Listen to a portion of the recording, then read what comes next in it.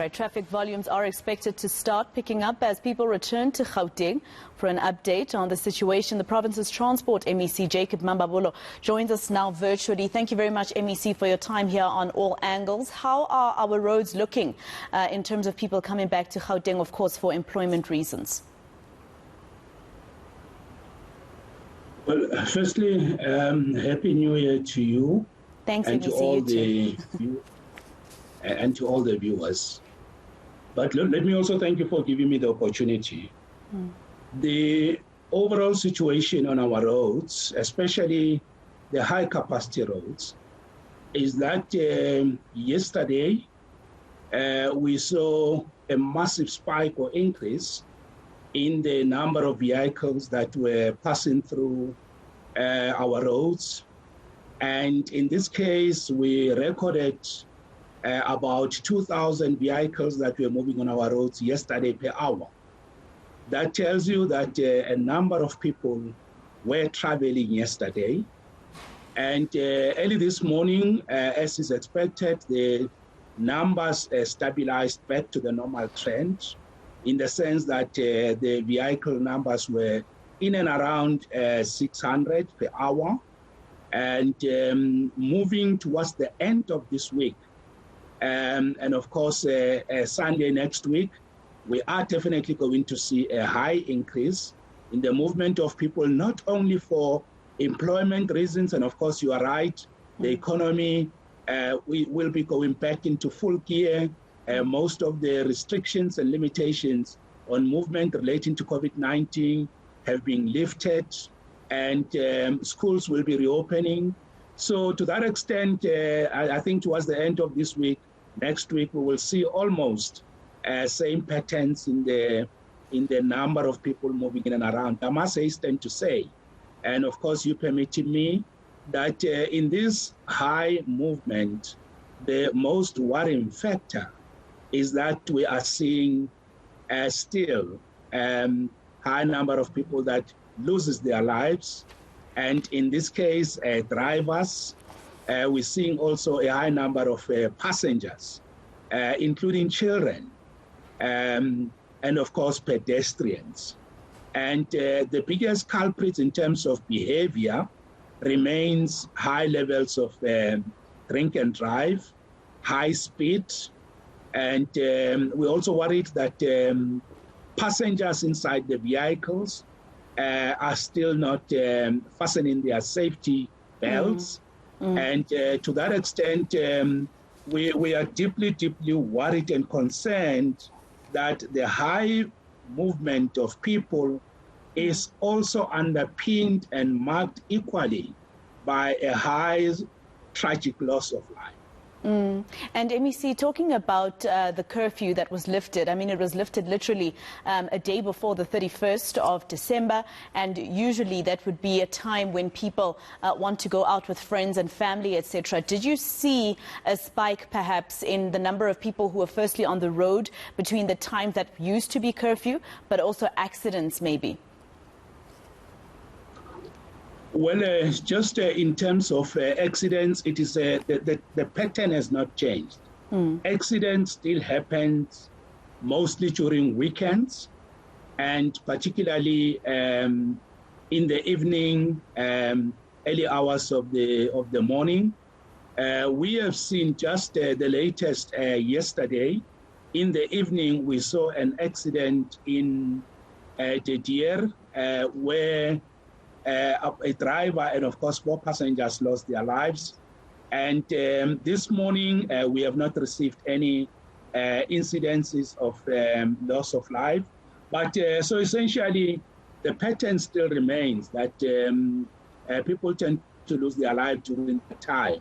With respect to a spike in movement of people because of the lifting of the curfew, the details and the information that is coming from the roadblocks that were conducted by law enforcement, and I must say they've done quite a lot of roadblocks, and we must commend them for that, is that there's been a huge number of people being arrested for drink and drive, and you can imagine those happen also during late hours of the evening.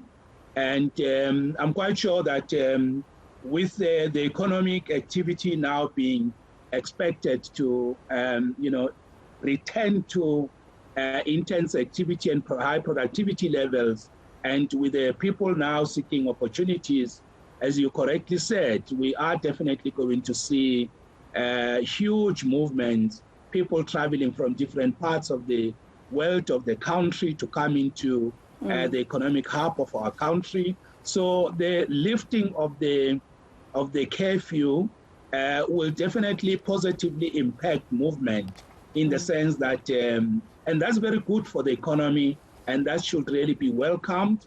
Having said that, we must emphasize and make this point, as it is as we made by government broadly, that we are still not yet out of the difficulties relating to COVID-19. As people move, we should actually still comply. But I think the most important part is to emphasize again the need for people to comply with traffic rules, the laws and regulations of the country, and to adhere to all the required safety measures to make sure that we don't only protect our own lives, but we protect the lives of other people. Let us also call on law enforcement to make sure that law-abiding citizens on the road are highly protected, including reckless drivers. Their lives are also important. The law must take its course without fear or favor.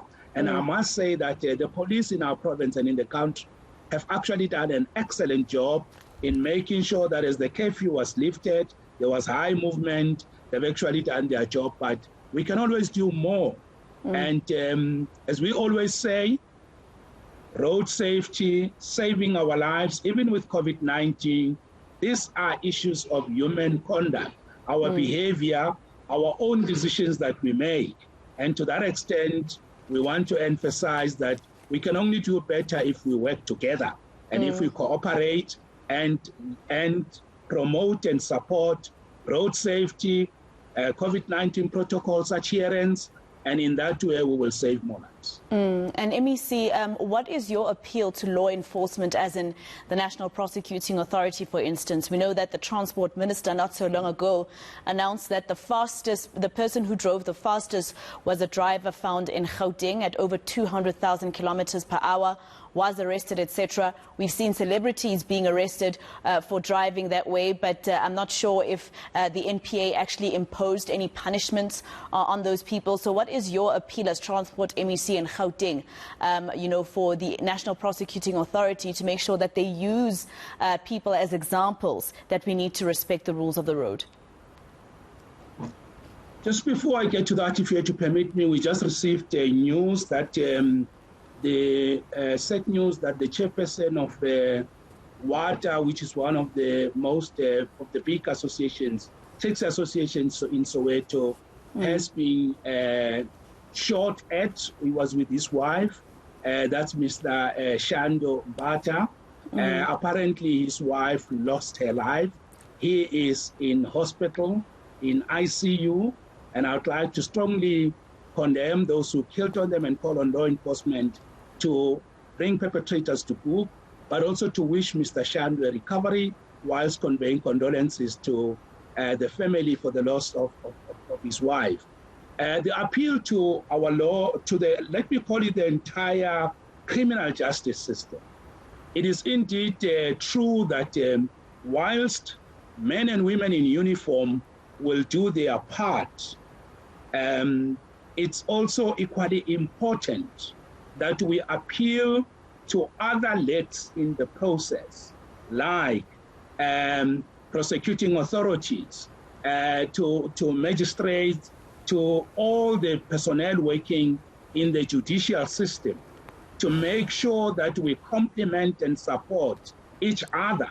There must not be a sense or feel of one of them being a weak chain, a weak a link in the chain, in the sense that in that case it obviously creates perceptions, whether they are real or not, that while one side is doing the work, the other one seems to be lowering their work on that. So we need a seamless, very robust, and very good process across, the criminal justice system to make sure that perpetrators are not given just bail in that way, which then perpetuate the stereotype that we are a lawless country, people get on free, whilst of course people have got their rights. But I want to appeal and emphasize the point that all other organs of the state must complement and strengthen each other